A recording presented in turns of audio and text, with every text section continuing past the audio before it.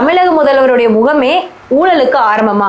தூய சக்தி அப்படின்னு சொல்லி ஆட்சிக்கு வந்தாங்க தாவேகவினர். ஆனா விஜய் அவர்களுடைய படத்தை வச்சு ஊழல் பண்ண ஆரம்பிச்சிருக்காங்க. 300 ரூபாய்க்கு விற்க வேண்டிய படத்தை 800 ரூபாய்க்கு பில்லு போட்டு கொடுத்ததுனால ஹைகோர்ட்டே ஊழல் அப்படின்னு சொல்லி அவங்க மேல வந்து ஒரு ஃபைல் பண்ணி அதை விசாரிக்க சொல்லியிருக்காங்க. இப்படிப்பட்ட ஆட்சியை தான் தாவேகா கொடுத்துட்டு இருக்காங்க. ஆனா ஆட்சிக்கு வரக்கு முன்னாடி எப்ப பார்த்தாலும் தீய சக்தின்னு திமுகவை காட்டிட்டு இருந்தாங்க. ஆனா தீய சக்தியா மாறிட்டு இருக்காங்களா தாவேகவினர் அப்படின்னு தெரியல.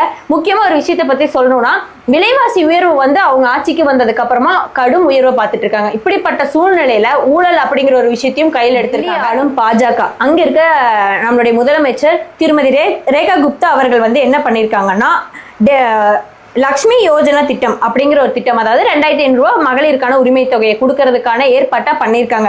அதுல பதிவு பண்ணவங்களோட எண்ணிக்கை பாத்தீங்கன்னா 9,13,049 பேர். அது செப்டம்பர் 1ஆம் தேதியிலிருந்து அவங்களுக்கு அந்த உதவித்தொகை போற மாதிரியான ஸ்கீம்ஸை இன்னைக்கு அனௌன்ஸ் பண்ணியிருக்காங்க. ஆனா தாவேகாவை நம்பி ஓட்டு போட்ட மகளிருக்கெல்லாம் என்ன ஆச்சு அப்படிங்கிறது தெரியல. இந்த மாதிரி பல விஷயங்களை வச்சுட்டு தூய சக்தி தான் நாங்க அப்படின்னு சொல்லிட்டு இருக்காங்க. ஊழல ஆரம்பிச்சிருக்காங்க. அதே மாதிரி மக்களுக்கு கொடுக்கறோம்னு சொன்ன வாக்குறுதிகளை கொடுக்காம இருக்காங்க. விலைவாசி உயர்வு இருக்கு. இதெல்லாம் நடவடிக்கை எடுக்கணும்னு சொல்லி தாழ்மையோட கேட்டுக்கிறோம். நன்றி, வணக்கம்.